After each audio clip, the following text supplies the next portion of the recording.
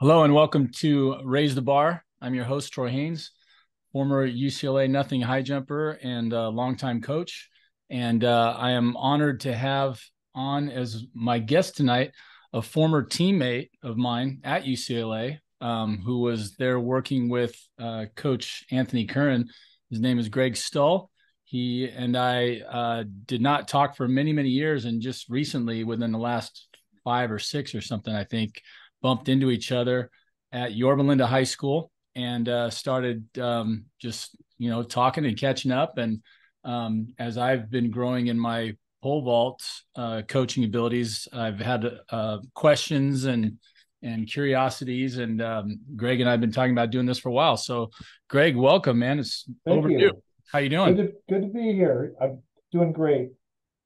How about yourself? I'm good. It's been a busy summer, but it's been a lot of fun. Had a lot of activity. Went on a vacation for a week to Cabo, and then came back basically and just hit the ground running. Had lots of sessions with clients, and just enough to keep me busy. And what about you? You said you just came from. I know I just drove home from a session, so you said you were having a session. Yeah, I'm coaching actually a seventh grader going into eighth grade. I have a friend at Mount Sac, and he's jumping 12 feet in his first year as a seventh grader. Wow, that's awesome. Pretty spectacular. Yeah, isn't it great to get them that young? It's amazing. As a coach, you encounter all kinds of different athletes, as you know, and every once in a while you get one that's you know, just loaded with athleticism and talent, and he's one of them. So it was a really enjoyable day. Yeah, I just got myself one of those too. That she's an incoming ninth grader at Redondo. So first time I saw her jump, I'm like, oh my gosh, I gotta recruit this kid, And fortunately, both her and her mom were receptive. So yeah, she's kind of similar, but nothing like a 12-foot vault yet. Comparably, I wouldn't say, but um, lots of potential for sure. Certainly. Hey, let's back up because even though you and I Okay. were teammates for quite a few years there at UCLA, I think at least two, maybe three. Um, even though we were there on the same team and I used to hang out and watch the vault a lot because you guys back in the old days, the pole vault pit and the high jump pit weren't too far apart, Right. and the shot put was right there. So I remember in '84 when John Brenner was going crazy. I don't know if you remember those meets. Oh It's yeah. like, the place was packed, and it was always just like, oh, and John Brenner just threw 79,000 feet, and we'd be like, oh my gosh, and the energy was Yeah. like palpable. I don't know if you remember that, but it was Oh, like I certainly do. Yeah, it John was. and I actually went to school, and both of us attended schools in Fullerton. He went to Fullerton High School, and I went to Troy. Mhm. So I've known about John since I was really young. He's just a remarkable talent and an incredible human being. Yeah. Well, him and his Here, brother were both yeah, Brenners. Hobie, His brother yeah, went to SC, right? Played tight end yep, and played in the pros for years with the and played Saints. for the Saints. Yeah. Yeah. So athletic family for sure. And then, like I said, the energy was huge. And then, so you went to Troy, and then how'd you end up coming to UCLA? Well, as it turned out, it's funny what a small world track and field is. My father actually was a football player, and for my youngest days, I was always, fast tracked to be a football player, but it really wasn't my deal. And he played before he went to play for Cal. He was at Fullerton College for a year, and his coach was Jim Bush. Wow. So there was a connection there. And then my coach, my senior year in high school, was a former UCLA superstar, Ron Moores. And I went to one of his clinics, and I begged him to help me. And so he took me on as his athlete and coached me my senior year. Um, and he called up Bush and told him about me, and I got to come up to go to Pauley Pavilion with Coach Bush to watch the Bruins play, and I was sold. Wow. So that's That's kind of the awesome. short version. Yeah. That's awesome. I keep thinking back. I tell my UCLA stories from time to time, but I was an only kid and nobody in my family had ever even been to college before. So Oh, we had really? no clue about, sports and all that stuff. So I was a football player and, high jumper in high school. went to the state meet my senior year, had a good senior year. But, I wrote UCLA, I think when I was a junior, saying I wanted to go there, and they just kind of laughed at my application and Oh, my really? my letter. Yeah. I mean, it was just like, yeah, whatever, if you're really interested, get back to us. And, they're waiting to see what happens. I'd only jumped 6'8" as a junior and didn't Only 6'8". well, I didn't get past the IF finals. It was a loaded year. That was a really Yeah. great high jump year. Like Mike Powell and a bunch of guys were seniors that year when I was a junior, and they were Uh-huh. jumping through the roof. And so, yeah, 6'8" really didn't even make a blip on the radar. And then, my senior year, I jumped better. And of course, they always see those big meets. Like later on, when I started coaching, I'm sure you did the same thing. I remember my first couple of years at Orange Coast, I'd be up in the stands at this JC State meet, and here comes all the old coaches, walking by. I'm like, hey, I know Right. that guy. I know that guy, So they would show up at the big meets and look at stuff. So, once I made it to state, then the story changed a little bit. But I never went on a recruiting trip or, like nothing like that. Yeah. I'm always jealous when I hear about that. Like, you got to go to Poly Pavilion and hang out with Bush. It It's was really classic. something. I mean, it was for you when you're in high school, everybody, that's doing your sport is someone you admire. And you go up to UCLA and it was one of the most profound experiences of my life, just because they make you feel like you're like the center of the universe. And, Mm-hmm. in all honesty, I feel very fortunate to have had that opportunity. And it was something that made it, boy, I mean, in UCLA, in terms of athletics, Yeah. um, what a strong statement that makes. It's like, their legacy and all Yeah. they've accomplished. It's just an amazing experience. I feel very fortunate to have been able to be there and to be your teammate as well, Troy. Oh, well, hey, we were there in a boom time too. I mean, I remember Yeah. my freshman year was 82, the fall of 82, and we had a great football team that year. I think we only lost one game in the regular season, maybe two, but we beat Michigan. We were way behind, came from behind to beat Michigan in Michigan, and then we played them again in the Rose Bowl and just stomped them into the ground. And Right. it was like, so we win the first Rose Bowl that I ever got a chance to see when I was at UCLA. I think we went Rose Bowl, and then a couple other big bowls in a row. Like those first Yeah. 4 years, basketball was always good. I mean, Reggie Miller was there when we were there, right? It was like, I always tell people, I go, there were some amazing athletes. I met Sidney Wicks, who was still an assistant coach for the basketball team. One of the biggest people I've ever remember meeting in my life, and just like, Yeah. wow. And he was always just great to talk to, lots of Yeah. energy. I don't know if I've told this story here before, but I think our first or maybe the second awards banquet, because I think as a freshman, I don't remember going, but I remember the awards banquet when I was a sophomore. I'm hanging out with Lee Balkin. I've got a picture there when I got Balkin in it. I've got And Dell Davis Spider-Man's and in that. yeah. I've got Kerho, I've got different pictures of everybody. But I remember, if you remember that, Rayford Johnson Right. came and gave the opening speech. Uh-huh. And I'm like, Rayford Johnson came to our awards banquet. I'm like, Yeah. how cool is Yeah. that? I I mean, remember that. he was a guy that Yeah. carried the torch in at the Olympics. I'm like, he came to Right. our banquet, right? That was so cool. Yeah. What an amazing place. Mm-hmm. It's just, and it's a public school, and you don't really realize, the legacy that they have there. It's interesting. Over the years, I've run into so many people that, I wasn't even aware of at the time. Like, Art Sherlock had that amazing gymnastics program going, Right. and a guy who's become a friend of mine, Dale Irvine, who's a legendary midfielder from UCLA when they won their first national championship. Right. He ended up finding out that we were there at the same time, Yeah. and we actually got to coach a youth soccer team together for a few years. That's just Oh, remarkable, and such great people. yeah. Well, just the teammates in track and field, as everybody cycles Right. in I and mean, out, there's, so many people that I remember meeting. And then, I didn't realize that would continue for years. I mean, I went to yeah, CIF finals this year, and, there's all the same guys. I run into them every year down the long and triple jump pit. yeah.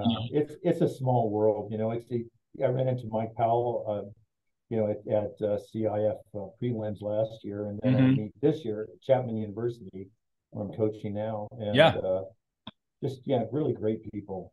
Yeah. Just a kick, and, well, you had a chance to train with one of the people that I really, as a mentor for me, for my business, and just demeanor, everything else, in Coach Curran. And I Anthony remember, Curran. Curran was a rookie coach my Well, he first was, year as a yeah, he freshman. was, yeah, and Anthony Curran is like one of these super fine individuals you meet in life, just a Hmm. class act and a remarkable athlete. He was Hmm. actually placed, he went to nationals, I think, all 4 years when he competed, and he placed top five every single year. And I didn't realize that until after Right. I'd gotten out of UCLA that but he was so consistent and just such a tough, fierce competitor.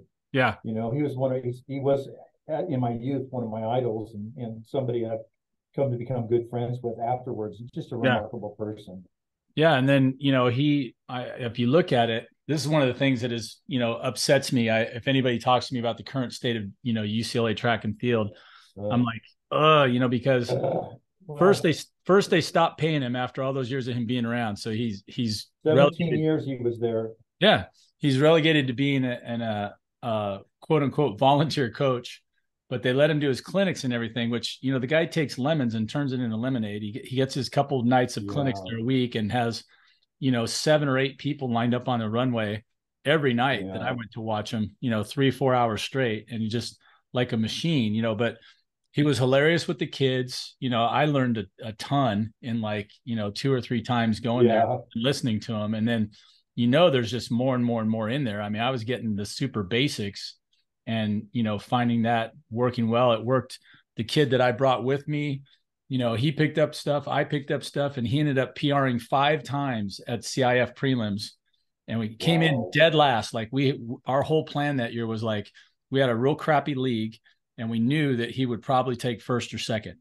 So we're like, okay, not only is it cheap points at our league finals, but right, you're going to probably get a chance to go to prelims, to CIF prelims, but you right, won't really have much on the ball. So he right. goes in, and he had to open it 10-6 or 11. His name was Chan Wen, and I was at Irvine High School, and he ended up going like 13-6. Like he PR'd like 5 times in a row and Oh, almost went from dead last to making it to CIF finals. He missed by one height. yeah. And Oh, I was wow. just thinking that was all Curran, because all I did was go, okay, let's copy these drills, and Right, oh, it was amazing. Mm. So now tell us how you finished up at UCLA, and then right. you went, and I don't even remember what your major is and what you started Well, doing, but I know you had a yeah. son who was a vaulter, so fill us in on some of the Well, details. my dad had the saying. He always said, what, Greg, pole vaulting's been wonderful and it's opened a lot of doors, but you know what? There's no use for an old pole vaulter. And so at the Pac-10s my senior year, that was my last meet, and I decided that was when I was going to put the poles up on the shelf and move on. And I had a math degree from UCLA, and I went into basically high technology, and that's kind of where my professional career away from track is Hmm. involved in developing machine learning and artificial intelligence software. Wow. So that's kind of what I'm doing now. And then I'm developing a number of applications I'm going to be using for the pole vault analysis and for, just teaching people about the event. Hmm. So I got back into coaching, actually into my association with vaulting in 2010. I started coaching at Orange Lutheran. And then we had some really good success there. We built a really, basically, by 2015, we had the top ranked pole vault program in high school in the nation. We had a 17-foot vaulter, a 16-8 vaulter, and a Wow. 16-foot and a 15-10 vaulter, just on the boys' side. And that was Yeah. that was the year Carl Johansson won the state meet in I think one of the most exciting track meets I've ever seen. He started out uh, just a bundle of nerves, almost no heighted, and then slowly got himself settled down and worked up to PRing in the state meet at Wow. 17 feet, and it was a really exciting victory. Um, and then I moved to Yorba Linda High School, and I've been coaching there for the last 7 years, and now I'm coaching at Chapman University, and we're Hmm. building a really phenomenal program. So really excited about the progress we made this year. We had Jesse McMillan ended up finishing 10th in the nation, and it's the highest finish we've ever had with a track and field athlete from Chapman. And Right. we've had a tremendously strong recruiting year, so we're going to have a really powerful pole vault program next year, and we'll see where they go. Was that are you guys D2, D3, D1? What was it? Right now we're D3. D3. So he's 10th in the nation, D3. Now, is there any Yeah. way for a D3 athlete to compete at D2 or D1 nationals? No, no, I don't understand why. I mean, it would seem like if you can qualify, if you finish at some, some standard or you meet some qualifying mark, you should be able to advance. I mean, it's pretty much, but that's kind of the way, I guess, as you think about it, the way that track and field works in the United States. It's kind of like if you go to the state meet, there's no national meet for track and field in high Right. school, which is really unfortunate. Yeah, you would think that they would take advantage of that sometime soon, Yeah, or but try to build up some popularity. track and field is having a difficult time because these kids these days have so many options for where they invest their time. They can be Yeah. involved in plethora of sports. Now we have soccer and lacrosse moving in. Yeah. They're two more very popular sports. So track and Lots of field is just scholarships. Yeah. yeah, it's a real challenge. And so one of my motivations for coaching is to try and keep this event alive because there's, in my opinion, pole vaulting is one of the most challenging, exciting events that exist in athletics in any sport. Sure. And it would be a real shame to see it go away. Mm-hmm. So, Yeah, you would think. And again, you don't know, Greg. You're stepping into my wheelhouse because this topic almost invariably comes up. No matter yeah, who's been the guest. I've had Alan Hankel on. Doug's Nordquist's old coach, one of my old coaches. He was there at UCLA all the time when I was there. We've talked about it. I've had different athletes talk about it, and troubleshooting. How do we fix it? And it's frustrating because it's an unbelievable athletic endeavor on so many levels. From yeah, sprinters to hurdlers to whatever it is that you are disciplined at. There's not one thing in there that you go, oh, that's easy. Anybody could do there that. isn't. Yeah, I mean, it's about human performance, and it's one of the things I think that track and field has done, perhaps not the best job at getting the message across. Is that if you think about it, in terms of developing a child into an adult and to develop athleticism and coordination and important life skills, everybody in track and field competes. It's one of the few sports where you have this really rich diversity of challenges and all kinds. If you're a bigger kid, then you might migrate towards the weight events or the throwing events. Or if you're a smaller kid but you're faster, then you might migrate towards sprinting or what have you. So there's really a place for everyone, and it's not like any other team sport in that everybody competes. And that's Right. a really, that's really, I think it's really understated. And it's one of the reasons why the event is struggling.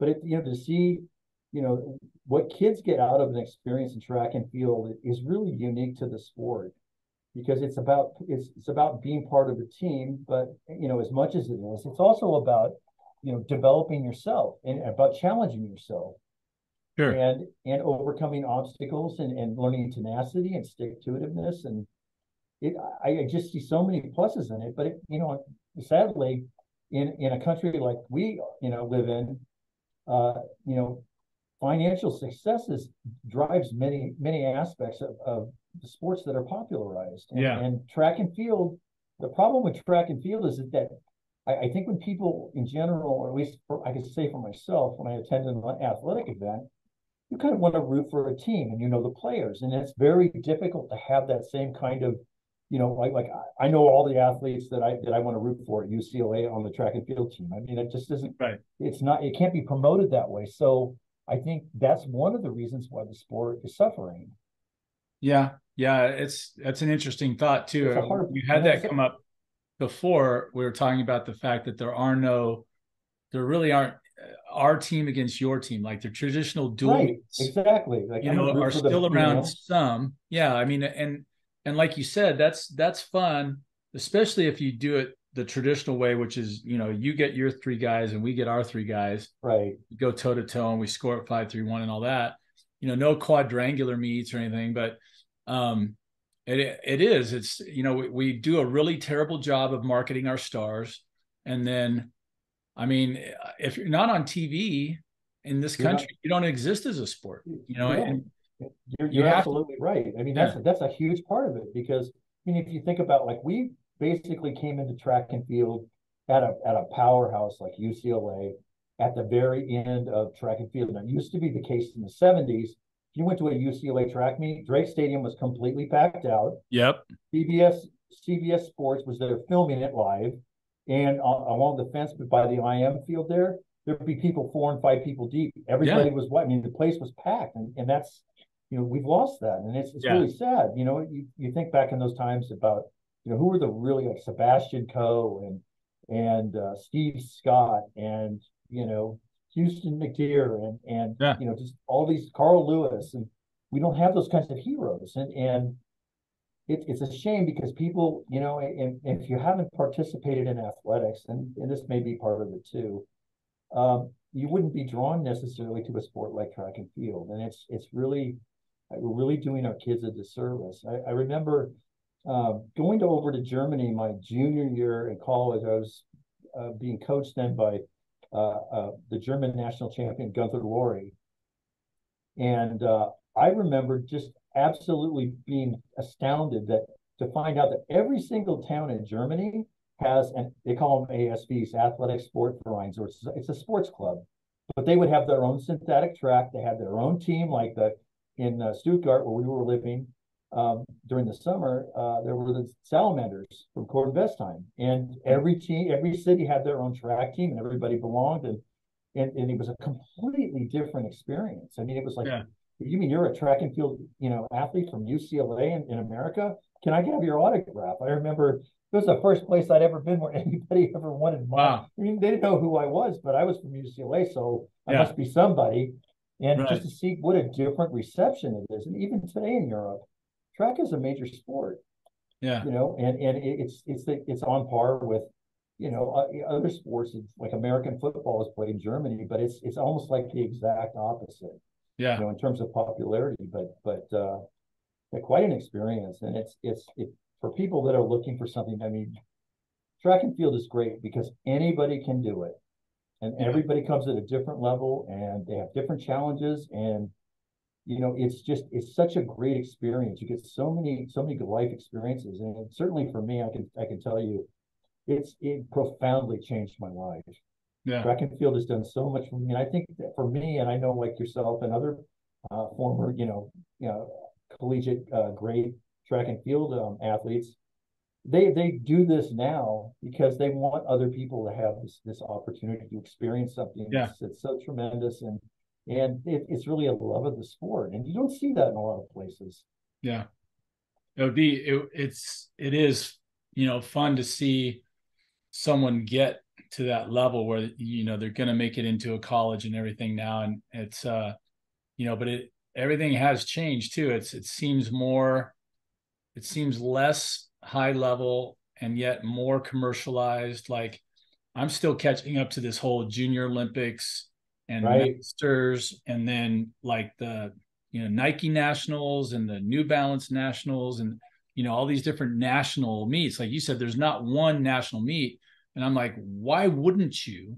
Now, granted, the season is long, but at the same time, that's probably our biggest problem is the U.S. is so big. You got 50 states, and they're all doing their own thing.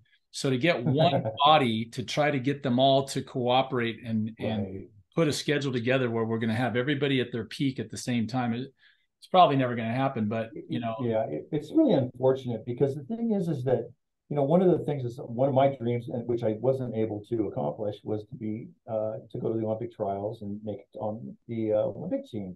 But the thing is that in track and field, you can have similar experiences like that. But as you get better and better and you improve, there are national meets, and it's an experience to go and travel. And like next week, they're having the Junior Olympic Nationals in Eugene, right? Where this Braden, who I'm coaching, is going to be headed, and he's like a brand new pole vaulter. So, but what a life experience to be able to be really good at something. And I always tell people, there's one of my motivations. It's like, gosh, if you want to get into a really great school, go out for track and field.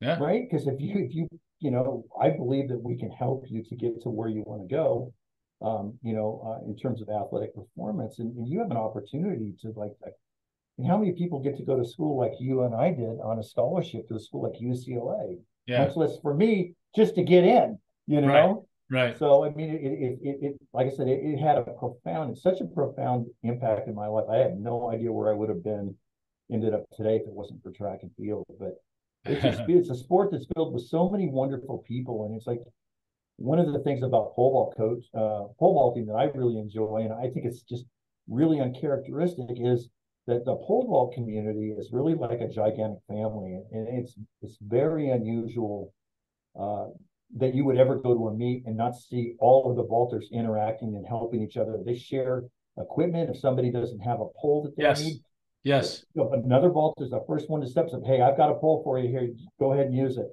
mean, who loans equipment to their competitors? Yeah. And that's one of the things I can't think of another example of a sport, uh, where you have this kind of communion between athletes. It's Camaraderie. very unusual. And the thing is that, I mean, could you imagine what it would be like to have like the pole vault summit that Brian Yokoyama from Mount Sac puts on every year with UCS? Um, they have 5,000 athletes and coaches show up to train together. Yeah. And the camaraderie is it's through the roof. It's something that has to be seen to be believed. Yeah. I think part of it too is that everybody that sticks with vaulting as you're learning, Troy, as you're coaching, pole vaulters now, is so difficult and so challenging that everybody has this common bond of just this incredible struggle Yeah. to improve, and everybody's willing to help everybody, and it's just such a beautiful thing. I think if our country was filled with pole vaulters, I think we a lot of our problems would go away Right. because Yeah. people look to better themselves. I mean, to help somebody improve is a very rewarding thing, and that's something that you noticed about vaulting. Another aspect of it that's really makes it a unique event is that typically the pole vault competitions are contested over an entire track meet, so they go on for hours. Yeah. Right? It's not like when you are in a running event, running on the track, whatever your race is. If you're 100 meters, you're out there, and you might have in a huge meet, you might have a couple qualifying races in over a period of days. But for the pole vault, they'll be there literally with a large field. It can be 5-6 hours. They're competing, so it's, Yeah. it's this long, ongoing, like the high jump, Yeah. but a little bit more drawn out. Yeah. But it becomes a thing where you get to know all these people, and it's such a great thing to see. This event just changes kids that dive into it, and it's one of the reasons I'm so passionate about it, because it teaches you these life lessons about give and take and about having compassion and being supportive and learning, because you're constantly faced with failure. I mean, literally not making a bar and being out of a competition, as it is in any event, Sure. is about failure. But it's really not you against another competitor. It's about you against the bar, because the Yeah. bar is really the competitor. Everybody else is just there trying to do the same thing. So, Yeah. like I said, you see the changes that these young kids, um, are introduced into them as they go through the years of having this mindset and continuing to try and overcoming and dealing with frustration and disappointment is just some remarkable people. It's a wonderful experience. So if any of you are thinking of, do I want to try an event, you should definitely try track and field, and ideally try the pole vault. All right. Well, hey, I was gonna add piggyback on what you said, because that first year that I worked with the vaulters, and the only qualification I had was we were walking by Brenton Youngren, who was the head coach at Irvine, who hired me, and we're walking by and watching, and I think it was my first year, maybe my second year there, and somebody was doing the pole vault, and I'm like, how come we don't do the pole vault at the dual meets? And he goes, well, most of the teams don't have poles, or they don't have coaches, or they don't, whatever. And I go, well, do they? And he goes, they only do it at the league finals. And I go, does it score points? He goes, yeah. And I go, well, why don't we do it? And he goes, we don't have anybody can coach it. And I go, That's the problem. I pole vaulted in high school. I'm like, I can do it. So I jump in there, and shortcut to the end. We go to CIF prelims, and I was blown away. We were at Estancia High School, and as you know, that short, Right. small little area over there is all enclosed. Right. And there's a ton of people there, And the guy running it was great. He knew all the kids almost, Yeah. except mine, because that was his first time he'd ever been to Right. meet.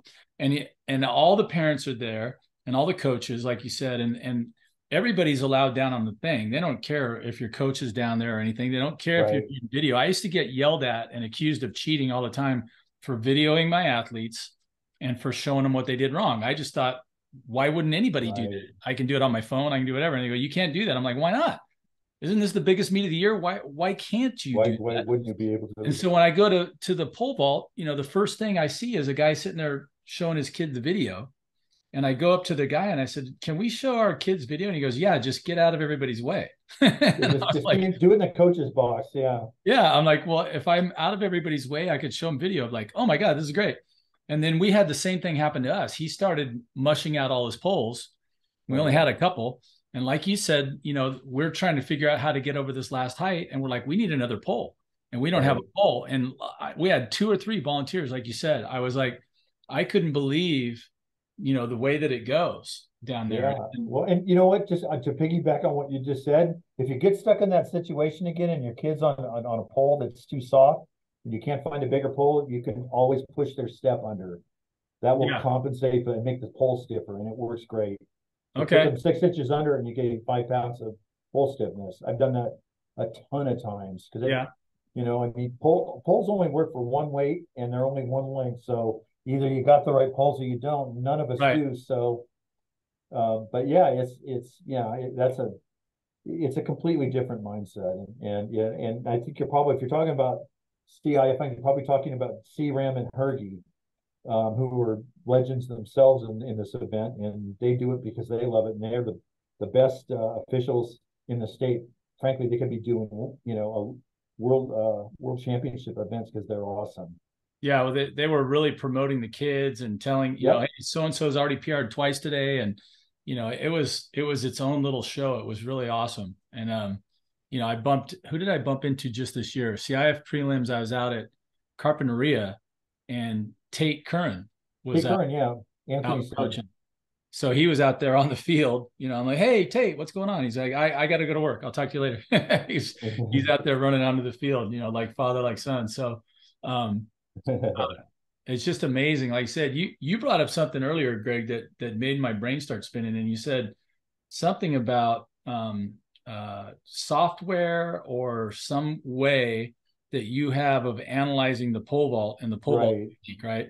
And now I've brought this up with several people, and this is, I'm sure you're going to have an idea how to fix this, and I'm excited to bring it up to you. I am convinced through my study of high jump technique that it's everything happens in the high jump in a remarkably short time frame. Right. You Like run 4 or 5 seconds. on a straight and a curve, and you jump and you fly and you land. Right. But literally, you can have everybody has a run up and a jump, but it's what you do when your heel hits the ground. You go Right. from heel strike all the way to toe off, and that's it. All your technical stuff through your takeoff happens right there. Now, there's other stuff that happens in the air, but Sure. for the most part, the most important stuff, I would argue, is happening with the speed of my curve and my lean away from the bar and all that. And when I'm looking at video, and I'm going through and I'm showing a kid something, I'm like, okay, now this amount of time right here when your foot is on the ground. And as I'm looking at that, I'm scrolling through my phone and it goes 0.06. And as I'm scrolling along doing some other things, it might eventually get to 0.07. And I'm like, oh, well, that's a second. I'm like, well, I'm going frame by frame here, and that number's still the same. Right. So I'm thinking I need to know how long this is, but I know it's not seconds. I know it's in tenths and hundredths and thousands of seconds. And my question is there any software or any kind of video analysis where I can get down to the real nitty gritty and go, hey, you're on the ground for Yeah. 1 point, or 0.12 seconds, and we need to get you on and off the ground in 0.09 seconds, or or what. Right. Right. That's an interesting question, Troy. I mean, if I can just step back for a second, one of the things, and I have to be honest when I admit this, it's probably not until uh, a year or two ago, after doing this for 40 years, that I actually figured out the pole vault and what is important and what isn't. And so one of the things that we all have done is, typically, that like in most video systems, you get 30 frames a second. So that's 33 milliseconds per frame, and we count frames, right? Right. So anyway, the software I'm working on, the idea is to take a lot of what I've learned and other coaches have learned about how the event actually works and putting it into an application that can help a coach, to actually understand that, what is it that you really need to focus on to develop a vaulter? Because when you look at it, I mean, frankly, even to me, back when I was, started filming jumps and looking at them, I had no clue. I could see the entire jump, but you really don't know, well, what should I pay attention to and what not. And you can get a long, long way and by, identifying and actually studying it and working with like 3 or 4 different points in a jump to be able to be a very effective coach. You don't need to understand everything. Right. Because I mean, the most important thing in my mind, and one of the things that the software is going to do, is we're doing a study of a number of different technical aspects. Brian Yokoyama and I and a number of other of elite vaulters are working on figuring out what does the optimum technique look like. And to answer the question, initially it started out as there's a technical breakdown called collapsing that happens at the takeoff. And my question was kind of, is collapsing really detrimental, or can you recover from it? And so we went in and we built an engineering model and started studying this. And what we're finding out are some things that we didn't really understand before. And so the idea is to actually have an application now that we have, machine learning and, deep learning technologies to be able to go in and identify technical breakdowns and then to bring them to attention and then connect them to activities. Because you really only need a couple of things to look at, on a video clip to identify where the problems are. And if you just focus on hitting those 80 to 90% of those few basic things and doing really well at them, you're going to produce great vaulters. It's really not that tough. Yeah. So the answer, I guess, the long way around to answer your question is no, I don't think there's any software out there that can do this. The software that's available, one application I've seen is called Dartfish. It's very expensive, and it does things like it will allow you to measure angles between frames and times, but really that's not what's important. Right. The problem with the pole vault is, and you kind of touched on it when you were describing, high jumping. Is that there's cause and effect, and it's amplified in this event.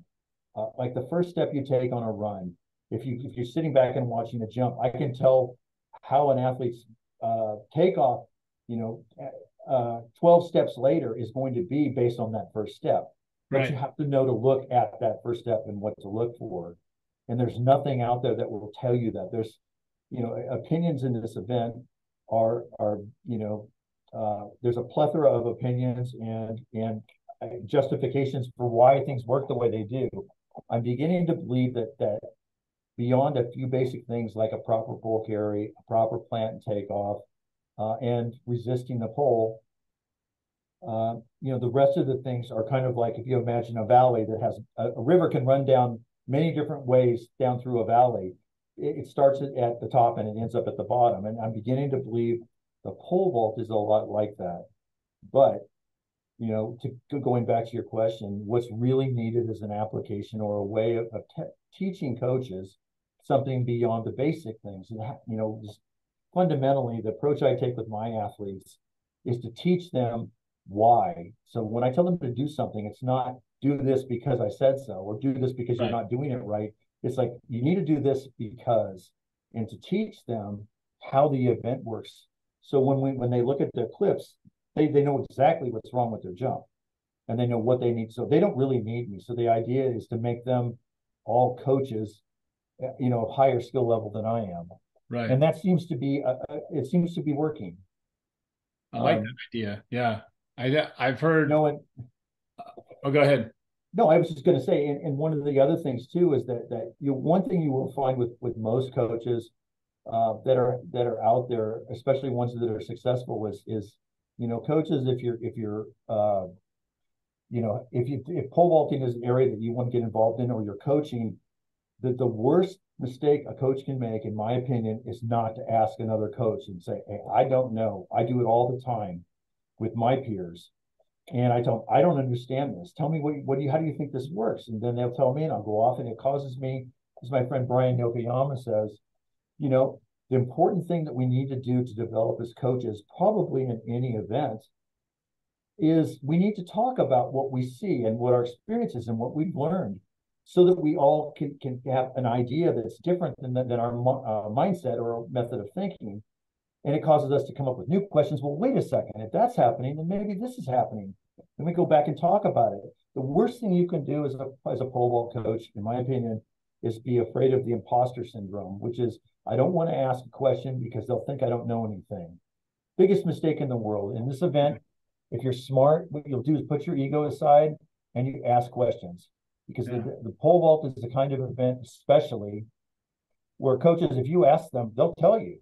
And you might get some crazy explanation, but a lot of times you'll pick up little jewels that will help you to be able to help your athletes. And so I strongly encourage you to be open, just like we've done, Troy, to talking about the event and coming up with ideas and suggestions and things. So I never thought of that. Yeah. Yeah. And that's really because the truth is, there is not a single coach out there that knows this event optimally. There isn't one. Right. And the reason I can make that statement is because nobody has done an engineering study that literally measures with facts and data every aspect of the event. It has yet to be done. Right. So without that, then it's just a bunch of theories and observations. So, and everybody's working on their own little piece of the puzzle. Right, exactly. To get it all cohesive. Yeah. So I'm doubling back to what you said about, making them all into coaches and, teaching them the why, Right.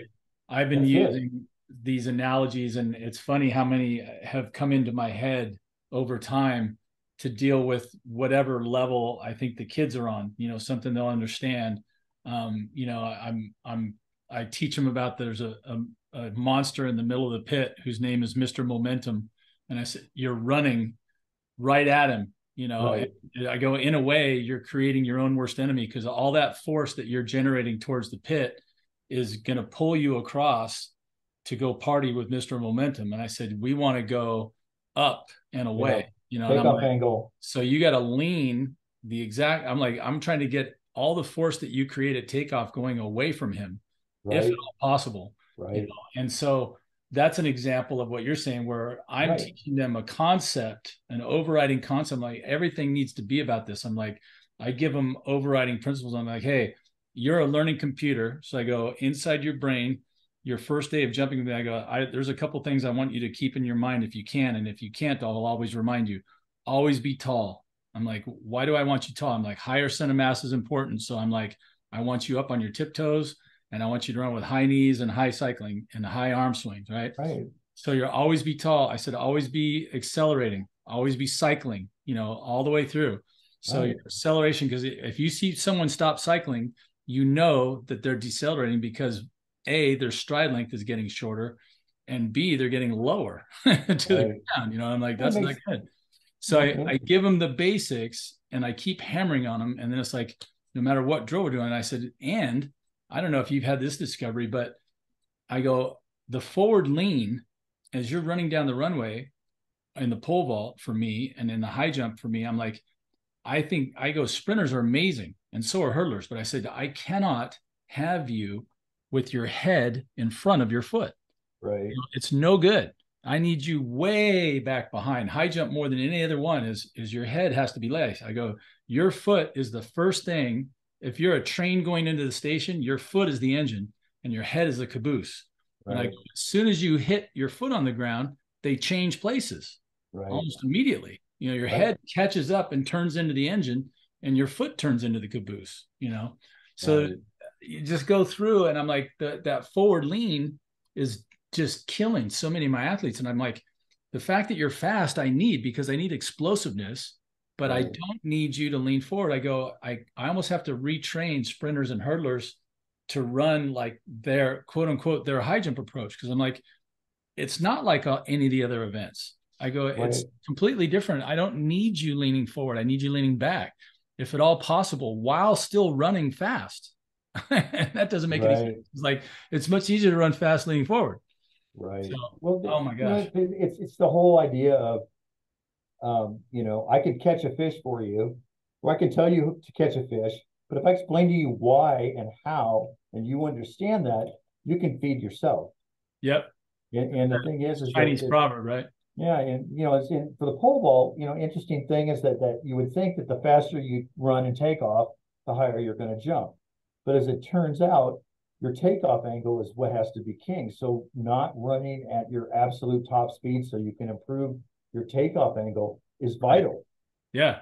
And it's just a lot of things like that. And it's so funny because there's one of the pole vault, the pole vault is replete with examples of people saying, we never do X. You don't ever want to do this. And it's so funny because as we've been studying the plant and the takeoff and connecting with the pole, it turns out there's a number of things that, you never want to take off with a straight left arm and keep it straight. But as it turns out, it's the most efficient way to bend a pole. Right. And that there are huge advantages to it. So the idea of collapsing you gives up mechanical advantage, and you can't perform as well. And it's surprising that if you go and look at films of brand new vaulters, of high school vaulters that are jumping 13, 14 feet, and you look at the elites that are jumping close to 20, they're making these same technical mistakes. And we'll find out that, hey, by changing, your plant so that you don't collapse now, it's going to you're going to be able to raise your grip for an elite 6 to 8 inches and go up 10 pounds in poles. Yeah. Well, for a 19.6 vaulter, you're talking about a 20-foot-6 jump now. Yeah. So, I mean, the optimization, the model for vaulting has improved, but it hasn't changed. It isn't, the problem is not yet solved. Yeah. And so that's one of the things I'm really excited that Brian Yokoyama and I have been working on to, we're going to bring out some of this at the next pole vault summit and start talking about efficiency of the jump. And now with computers and deep learning models, we have the ability to be able to extract meaningful information from a pole vault clip that deals with trajectories and takeoff angles and efficiency of the plant and takeoff. So we'll be able to calculate. You take a clip of a vaulter that runs down the runway, plants, takes off, swings, and jumps.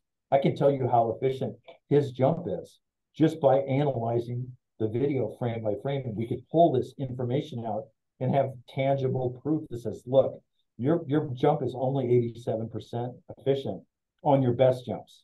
Yeah. We're leaving 13% on the table. So for a 19-foot vaulter to be giving up 13%, wow, that's huge. Even if it's 3 or 4%, that's still a lot.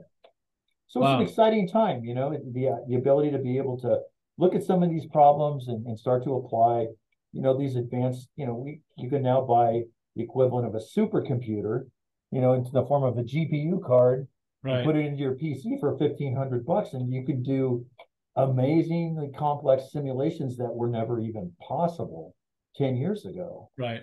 It's a really exciting time from a technology standpoint, but also we're going to be able to have much more effective means of coaching coaches to show them what now we're finding what's important, and to help the vaulters. So ideally, you want to be able to produce vaulters that are going to be outperforming Mondo, Armando Duplantis. Yeah, well, let's do it. He's competing for Sweden, so that's kind of the part of the motivation. He's been on top too long. Let's get rid of him. Yeah, I like it. Yeah, so it's there's lots to be learned, and it's always good to have, I think, an attitude of, hey, I don't know it all either, So let's get down and let's talk about it and bring all your theories out. Let's discuss this. Let's see, because at the end of the day, two heads are better than one. Maybe what you're bringing up is it's come up before on the podcast here as well. And you that are listening to us, I'm speaking with Greg Stull, my former UCLA teammate and pole vault coach here on Raise the Bar, and we're talking about improvements in technique and technology that is leading to more improvements in technique, and that synergy that Greg is talking about. I've had Alan Hankel and Doug Nordquist and Chris Richardson I just had on last week. That one hasn't come out yet, but we're talking about that same thing. I go, I would love to get in the same room with not just 20 really good American coaches, but like I want to go over there and go, hey, who's coaching these Polish girls, these 15-year-olds that are jumping 5'9" and 5'10"? I'm like, and amazing cycling and technical stuff. I'm just going, oh, this is great. I need to get everybody in the same room and speaking the same language somehow and hash this out, because I'm the same way. I mean, I don't care who wins the gold. I just want to see people jump higher and higher heights. Right. The interesting thing is and this is one of the observations that my friend Brian had made, is that, you really want to be looking to the coaches that are bringing donkeys to the Kentucky Derby and winning. Right. Right. Because anybody can take, a world-class secretariat, and win the Triple Crown. But if you've got another guy that's, for example, like for our elites now, we have, almost a difference of over a meter per second in takeoff speed for vaulters that are jumping within, a foot of each other. Mm-hmm. And that's huge. So what does that tell you? Yeah. Right? So who should we be looking at? The fast guy or the slow guy? Right. That's jumping almost as high. Yeah. Yeah. That's interesting. Obviously he's doing something better than the fast guy is. Right. Right. Because my contention, we've been bringing this up also on Raise the Bar here about track and field, and my theory is that speed has been ruling the day. For the last few years, I just been noticing everything's getting fast. High jumpers are flying at the bar. Long jump has always been about speed. Triple's its own animal, but pole vaulters. I remember back in the day, everybody said Bubka ran like a 10-400 meters with a pole in his hand. Right. So you knew he was fast and he was jumping 20 feet, whatever, or close to 21 feet. Like, okay, well, you have to be fast then. But what you're saying is you got to be fast, but you still have to be able to execute. The thing is that you want to be the guy with the best technique that is also the fastest guy, and that hasn't happened yet. Yeah. Right. Right. So that's what we're seeing, because we can see different vaulters doing different things that one vaulter definitely doesn't do and another one does perfectly, yet they jump the same height. Right. So that would tend to support the argument that there's multiple ways, there's multiple kinds of pole vault technique. We're not talking about, really huge differences. We're talking about very subtle, subtle differences technically at the highest levels. But what we are definitely seeing is that there is not just a way to jump high. It depends on your all the ratios of your limbs, how tall you are, how strong you are, what your takeoff speed is. I mean, just having being a slower vaulter that has a phenomenal takeoff angle is huge. Yeah. In most vaulters, if you look, you'll see two kinds. You'll see one kind that runs, literally they run straight into their takeoff. Literally their takeoff angle is under 7 degrees. And for a really spectacular vaulter like this athlete I'm coaching now, who's 13 years old, long, short, his takeoff angle is over 22 degrees. I mean, that's just mind-numbing. What a difference that makes.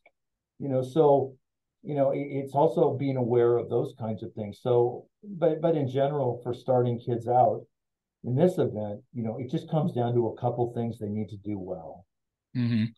And it's interesting because the human body, one of the interesting things about it that pole vaulting's uncovered is you'll see people that literally they have what it's called a roundhouse plant, which means they're planting the pole around their head rather than forward and up, right? Right. So you'll notice that a kid, in order to get a roundhouse plant up over your head, it forces you to have to take your shoulders and open them 90 degrees to the direction you're sprinting at takeoff to get the pole in front of them.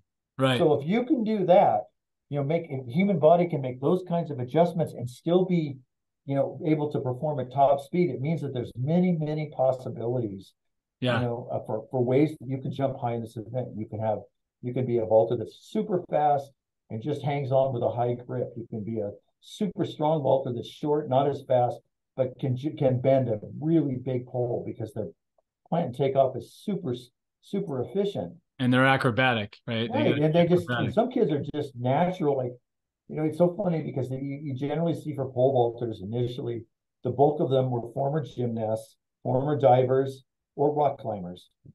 Yeah. And each one, you can see where each one of those gymnasts have very great and very, very refined spatial awareness when they're in the air, Sure. right?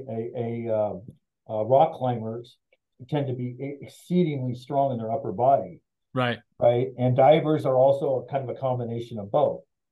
But And a it's little not bit of just daredevil in all of those too. You so gotta have, if you're 5'6" and you want to pole vault, you have just as good a chance of jumping super high as a guy like Maxim Tarasov, who's 6'4". yeah. So that's one of the attractive features of pole vaulting is it's Yeah, really there's not just one way to do it. it's funny that you bring that up because I'm currently going through this battle. It's not really a battle. It's just It's it's about fun with new jumpers, right? But when they come to right, me and they're, I mean, literally, these two girls that I'm working with have just started jumping. So when they run up to the bar, lots of times they don't really know what they're going to do because right, they don't know what they're doing. So they just run up and their arms are flinging around, their knee drive comes up, and I'm like, wow, that's a great knee drive. And then one time one arm goes and another time both arms go. And it's like, I'm like, okay, well, we got to settle on something. I'm like, but when I tell them that, I don't just go, hey, here in America, it's gather both your arms together, reach back and jump, because that's traditional US American double, I call it the double arm pump, and it's like, that's the way I jumped. And there's a lot of jumpers that would go, yeah, that's exactly the way you do it. And it's like, I hated when I was in 1984 when Dwight Stones went and Doug Nordquist went, and they went competing in the Olympics, and Mogenberg from Germany Dietmar, beat him, and he yeah, was I know, he was 6'8", really skinny. And I was watching him. I'm like, he doesn't gather and jump. He just runs off the ground. I'm like, he's just tall and skinny. Like for years, I go, well, it's a body type thing for the single armers, and I didn't realize how fast he was, and B, how great his knee drive was. But right, that was later revelations, right? So I was like, I didn't understand the single, and I didn't want to understand the single, So it was like, but I've seen guys do single arm, double arm, a kind of a hybrid. I've watched Derek Drown in 2016 came up and would gather his arms together, and then magically somehow in the next step switch around and go single. And I'm right, like, why even bother to gather if you're going to go single arm? And then now I've seen a rash of girls come up and put both arms up as they're putting their foot on the ground and jump 5'9" in high school. And I'm like, how can you jump without your arms? And I'm right, like, but I'm yeah, seeing all of them work. I've seen different layout stuff. right. Like I tell them, I go, I can teach you 5 or 6 different ways to lay out over the bar. And I go, they all work because I've seen people jump 7'7" or 8 or 9 doing this, for Right. the guys, or 6'6" for the women. I'm like, so I can't sit there and go, that way sucks, because somebody's using it to jump really, really To high. jump really high. Well, there's always those outliers, and the thing is that if you think about it, like the pole vault, if you want to boil it down to, its simplest, its very basic elements, is ideal. The ideal jump is going to be a fully bent pole with a vaulter doing a handstand on top, right? Right. And so there's a lot of ways you can get to that point. Now nobody's doing that. But I mean, when you boil it down that way, because you have to take so many factors into account. What's the rate? The mechanical, proportions of all the elements that are involved in your arms and your legs. How much mass is there? How strong are they? How fast can they accelerate these? What direction are these forces moving in? Because Right. ultimately, if you think about the high jump, it's to get your center of gravity as high as you possibly can, doing whatever you can do, right? Yeah. That's what it comes down to. And Yeah. ideally, if you're really good, you can get it to pass a foot under the bar, right? Or some Yeah. distance, because the best high jumpers in the world are not taking their center of gravity over the bar. Nobody's Right. doing that. Right. Everybody's just passing under. So the question is kind of like in the pole vault, how high can I get my center of gravity before the pole unbends? That's Yeah. really what it comes down to. And so, like this is what's like led to a lot of the new ideas that we're having about optimum efficiency in the pole vault is, okay, the longer you can bend a pole, the longer that period of time exists between starting to bend and completely unbending, the higher you can jump because you're doing more work. Mm-hmm. You're spending more time raising your center of gravity before the pole unbends. For people that collapse, they bend the pole a little bit, right? And people that resist the pole bend the pole a lot, and they bend it for longer, so they have more time to swing and get inverted. Right. And so what we're finding is that to be an efficient vaulter, to jump as high as you can, you have to be maximally efficient. And what that's all about is, if you think of the pole, it's really a battery. It's a non-human, it's a device that stores energy and then gives it back to you. It's the world's greatest rechargeable battery. Mm-hmm. For like an average vaulter on the men's side, they're putting about 6,000 foot-pounds of energy into that pole when it's fully bent. You think about that, that's a tremendous amount of energy. Yeah. So the trick is, you want to maximize the energy you put in the pole when you take off, and then you want to get your center of gravity as high as possible before it's released. And that's the event. Yeah. Wow. Really, that's what it boils down to. And so we come up with a couple of interesting things, and maybe we'll have a chance to do a deep dive into this. But it's really quite simple for coaches that are coaching the vault. A couple of things you can look at. Really important points in the jump. One is that you want to make sure that your vaulter's plant is as high as it possibly can be at the takeoff. When the tip hits the back of the box, you can, in your films, you can watch this. You watch the top of the pole. An efficient vaulter, you'll see that the velocity of the top of the pole will continue moving when the tip hits the back of the box. It won't. And for vaulters that collapse or have inefficient vaults, you'll literally see the pole stop, dead stop, and you'll see the vaulter moving forward until everything's stretched out, and then the pole bends, which is why it bends less. And they have, when they're moving and the pole isn't, if the body is, the center of mass of the vaulter is moving closer to the pole, meaning they have less mechanical advantage. So you want to look for the plant, plant and takeoff. You want to make sure that your plant is all the way up and everything in your top arm is straight. Because if it's not up, it's going to get straightened by the pole and your body weight. Your body weight bends the pole, not your arms. So that's the first principle. The second thing to look for in the jump is vaulters complain about getting stuck or they can't get back. Here's the trick. You want to look at the point in the jump. You'll notice the vaulter will take off, the pole will be bending, and they're penetrating in as the pole's bending, right? And they're hanging on up here. You want to look at the point where the pole stops bending and begins to unbend. And what you'll find and it's a really easy thing to check. If you go look at films of high school vaulters, college vaulters, and elites, what you'll notice is that almost without exception, all of the elites are horizontal. Their back is horizontal to the ground when they're upside down like this, and their back's horizontal to the ground when the pole begins to unbend. For high school vaulters, you'll see them get to a point where they're at like a 45-degree angle. They're swinging still when the pole starts to unbend, and there's no way in the world can't catch up. Pole that's got that much energy in it, when it wants to unbend, it unbends. So if you're not there's no way you're going to be able to get back while that pole's unbending. That's why people can't get upside down. So if you go look at your jumps, and you could throw some clips on a website, I guess, someplace that demonstrate this. And as soon as you know to look for this, look for the point. What is the angle of your vaulter with respect to the ground? When the pole begins to unbend, you'll find out that vaulters that can't get inverted are here to here. And for a really good vaulter, they're horizontal or better. Yeah. I've seen vaulters as much as 15 degrees above horizontal when the pole starts to unbend. And literally, it's not even a strength move to get completely inverted and do this. Yeah. And so that's something that makes sense. It's like cheating the rotation almost. Yeah. And so the real key here is just knowing, if you look for where their step is and whether their plant is here, like this is not a plant that's up. This is up. I mean, everything's perfectly straight. So the instant the tip hits the back of the box, if their plant is all the way up, and this is something that we've changed with our vaulters now, is we're actually having them get their plant up coming off of their last right to their takeoff step. So it's already all the way up as they're coming from their right to the left to take off.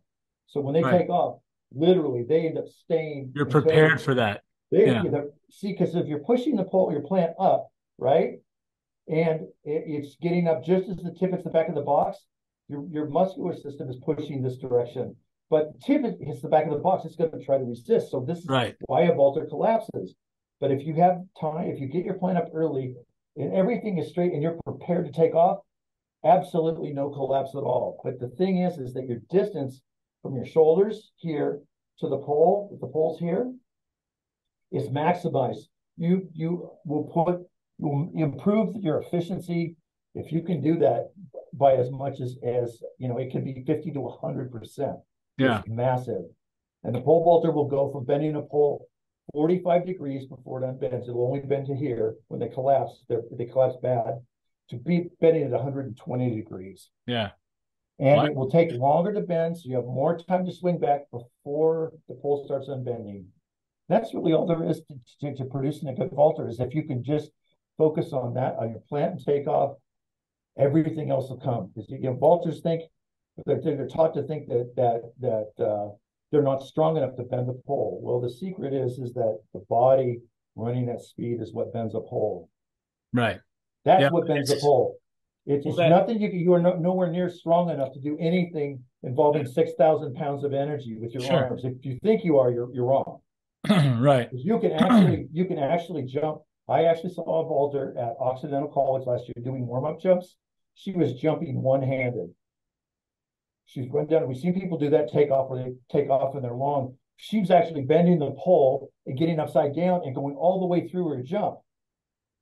One-handed. Wow. And she could do this because her plant was everything was stretched out. So the instant it hits the back, it's just like having this left arm there. Yeah. Not as efficient, but you can definitely do it. Wow. So that's the thing to look for, is you want to make sure your athletes are connecting with a fully extended plant. If you just focused on that, then you'll find that they'll be getting horizontal before the pole unbends. That problem takes care of itself. And then it's a matter of just, when they're all the way up here, you're saying at say a 1, 2, 3, 4, right? They go as they're dropping the pole and swinging up, right? Not going around, but going right up through this forward if they and get up. that all the way up at 3, then as they're stepping through to 4, it's already they're here, and this is like the example I was saying, is if you can pull vault by opening your shoulders up at 90 degrees to the direction you're traveling and still jump, then running like this with your plant up and prepared to resist the force of the takeoff is nothing. Right. It doesn't affect the speed at all. Right. And so that traditional idea is one of those things that could go out the window. You could run down the runway like this. Right. And doing that, we always taught vaulters, getting your plant up as your left foot's hitting the ground is perfectly fine. Collapsing is okay. And what I'm saying is that from the engineering models that we built and actually tested this, what we found was that that's just dead wrong. Yeah. Because collapsing is when you collapse, right? If you're starting out here, when you collapse, what happens is your front arm will come in like this, and your hand will go behind you, and the vaulter will, it's just tough. Looks like you're under, yeah. But it looks powerful and strong. But the thing is that this distance from here, where you're rotating to the pole, you can see that if this distance gets shorter, you have less mechanical advantage to bend that pole. Right. So you lose efficiency. So the pole so while you're taking off, you're running down. If you collapse and you're traveling here while the pole is stalled, you've lost this energy. Right. This isn't going to the pole. It's lost. It's decelerated. Then the pole bends, so it starts later, and it's going to begin unbending sooner.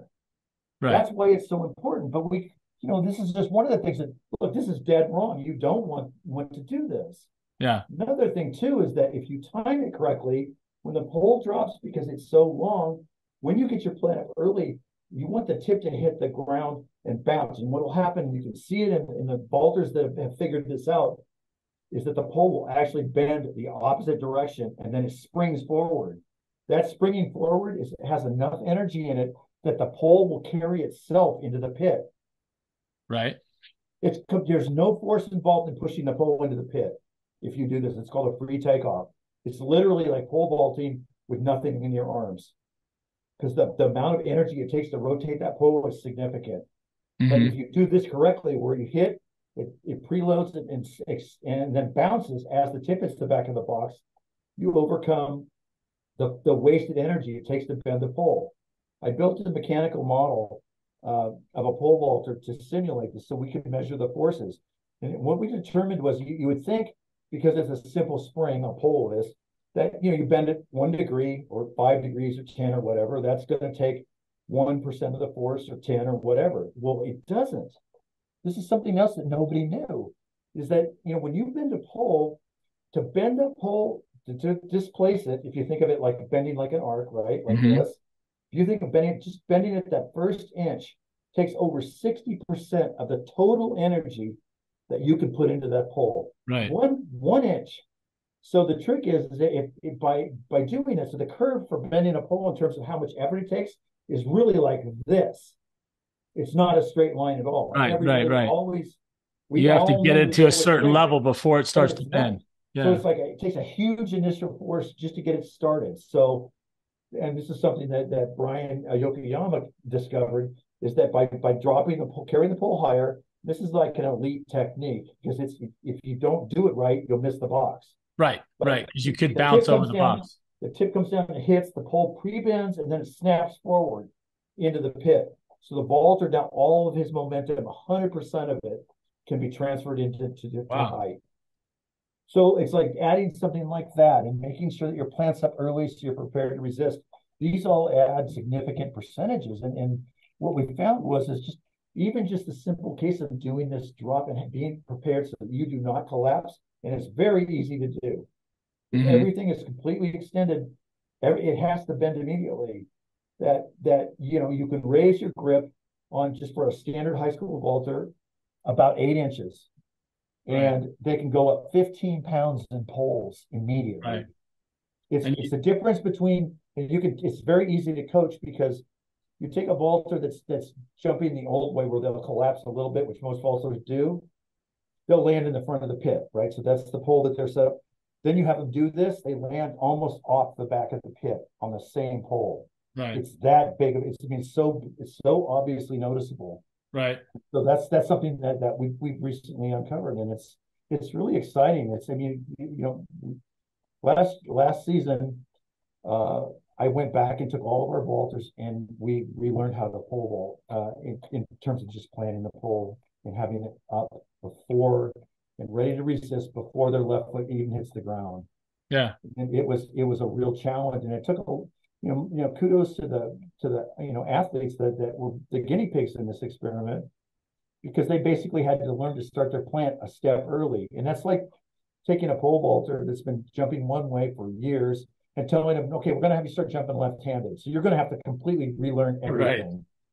But we figured out some drills to teach this. And the difference is just, on our Chapman team, of all the vaulters we had, every single one of them PR'd Yeah. in last season. Every single one of them did. And we ended up, uh, um, which was really kind of amazing. And we ended up having much more consistent vaulters too, because, understanding, this, that how important the plant and takeoff was. And now we've got actual proof and teaching them. But anyway, I could go on this for forever, and we don't have forever, but it's an exciting time for the event. And, you see vaulters jumping so high, over, in the 20s now. Yeah. Realize that, hey, there's still a lot more that's on the table, Yeah. that nobody even knew about. It's Right. fun. And so Absolutely. I'm very excited about it, and it's going to be interesting to get this out, to the, and this is a great opportunity Mainstream. that Yeah. you give me to talk about it a little bit, Yeah. to get it out there and get people to start doing this. And then the Absolutely. techniques and the drills for doing this are they're straightforward.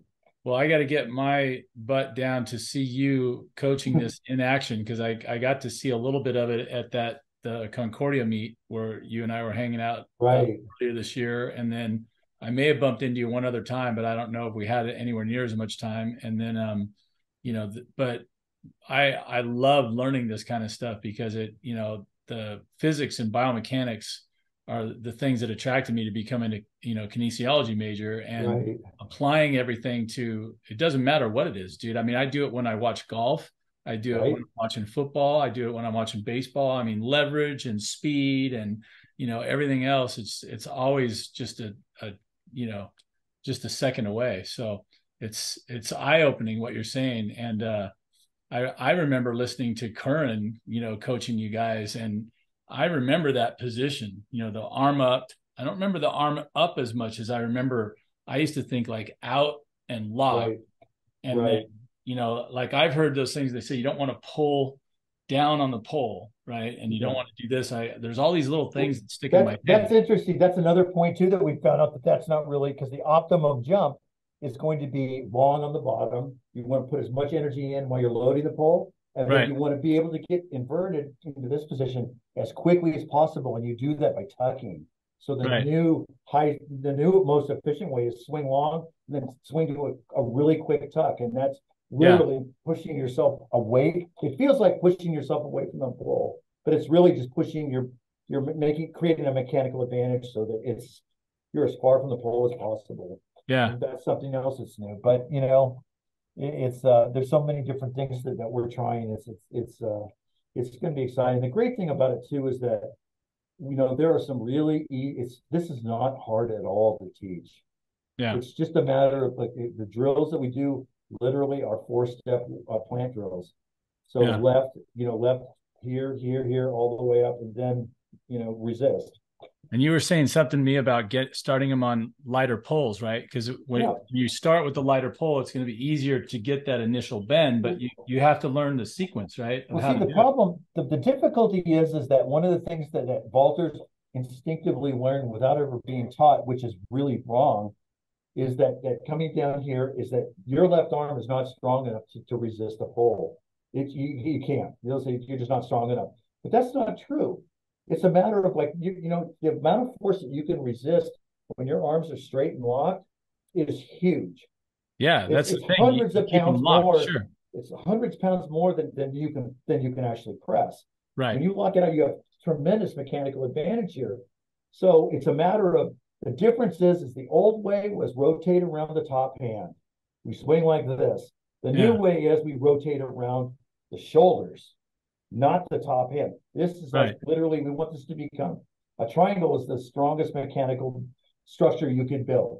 Right. It's three pieces that are non-compressible and rigid.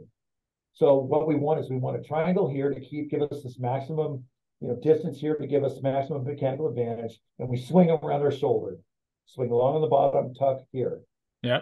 and then literally all you do is extend your feet and you hang on, no shooting. That's the Yeah. other thing. That's another myth that we're dispelling is that you Well, go if to you're all this. shooting, you're pulling on the pole instead Well, of the thing letting is, it fling you up, right? you've gone to all this trouble to get yourself and on a bent pole in a position where you set up a trajectory where the pole is naturally on its own going to unbend like this, Yeah. right? So your trajectory looks like this. So the worst thing you could do is disturb that trajectory if it's already set up, and that's what happens when you see people shooting at a bar. Literally, if you look at the film carefully, what you'll see with people that shoot, your hands are connected to the pole, so they're not going anywhere. But when you shoot, you're introducing a force into your whole body system. And what it literally makes your feet do, and you can see it in younger vaulters. If you look at their feet when they shoot, they literally are doing a cartwheel in the air. Yeah. So they've gone to all this trouble to get in this great position. And so what you want to do is you want to swing to inversion and freeze. And you just let the pole unbend. Let it do its job. Yeah. I mean, if you think about it, if you've got 6,000 pounds of energy in a bent pole, how much more energy are you going to put into it by shooting? Right. So what you're doing is you're just disturbing your trajectory. So anyway. Hey.